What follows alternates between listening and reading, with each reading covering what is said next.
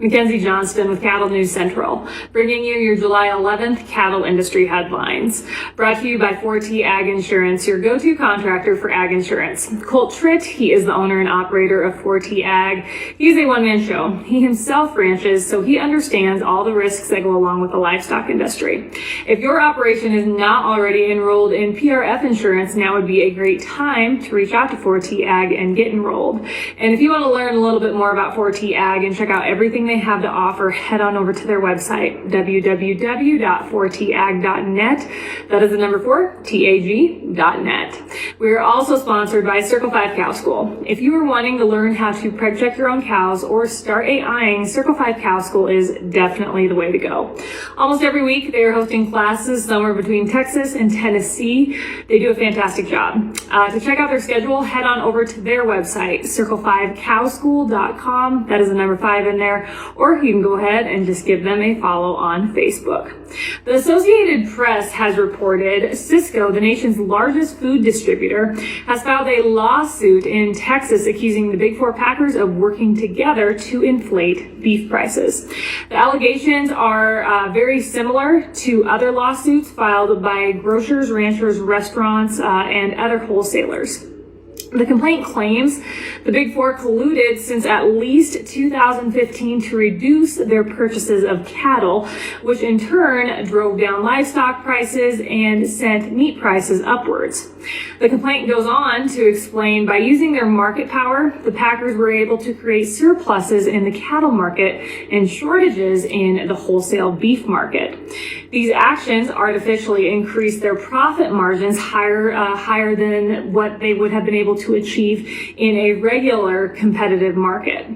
According to the lawsuit, a former quality assurance officer at a JBS facility has confirmed the existence of a conspiracy among the Big Four packers, which is corroborated by statistics that show industry-wide slaughter and capacity reductions.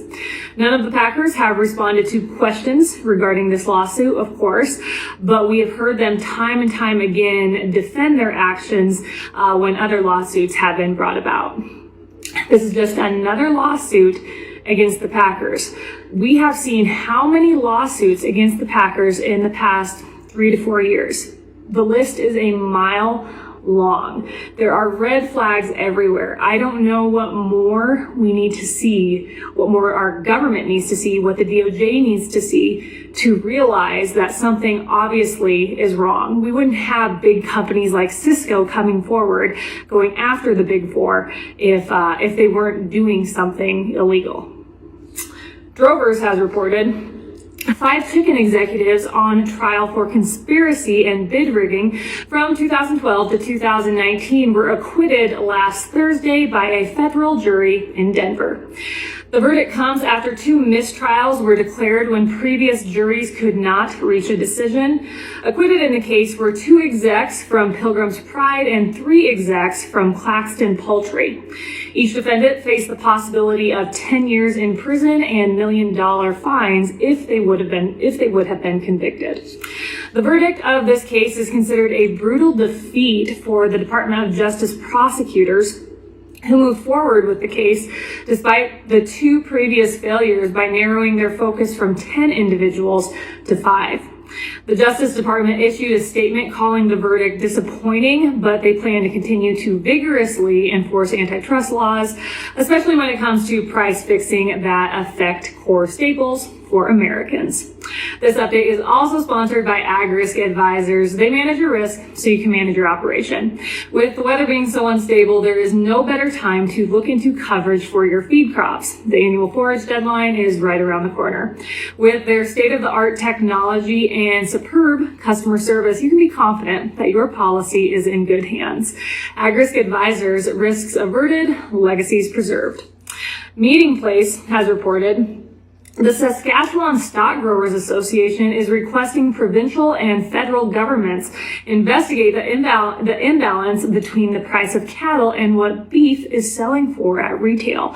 Just another red flag against the packers. The association is arguing that even though the drought, feed costs, and high fuel prices are causing ranchers and feedlot operators to lose money, processors and retailers continue to report strong profits. The association also claims that processors are running fewer shifts to further support higher prices. Drovers has reported U.S. beef exports topped $1 billion for the fourth month this year, while setting new volume and value records according to data from USDA and compiled by the U.S. Meat Export Federation. May beef exports reached 135,006 metric tons, up 1% from the previous high posted back in May of 2021. Export value climbed 20% to $1.09 billion, breaking the March 2022 record. For January through May, beef exports increased 4% year over year, and value increased a whopping 34% to $5.14 billion. Finally, the Daily Wire has reported last week, it was announced the Biden administration has proposed blocking all new drilling in the Pacific and Atlantic Oceans, but they will allow some drilling in the Gulf of Mexico in a 5-year development plan. The plan, which was released on July 1st, proposed no more than 10 potential lease sales in the Gulf of Mexico, an option for one potential lease sale in the northern portion of the Cook Inlet of Alaska, and no lease sales for the Atlantic or Pacific planning areas over the 2023 through 2028 period. Democrats urged President Biden to do more to stop offshore drilling in the Gulf of Mexico during a legislative session earlier this year.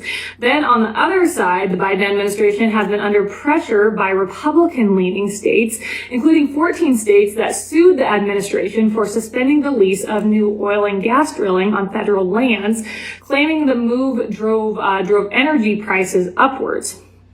According to the U.S. Geological Survey, federal oil and gas leases in the Gulf of Mexico produce about 20% of the carbon pollution from Department of Interior managed lands and waters.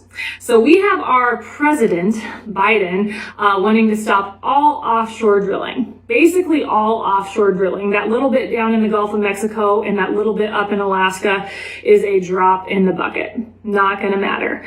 At the same time, we have watched our president turn to Saudi Arabia and beg them to increase oil output.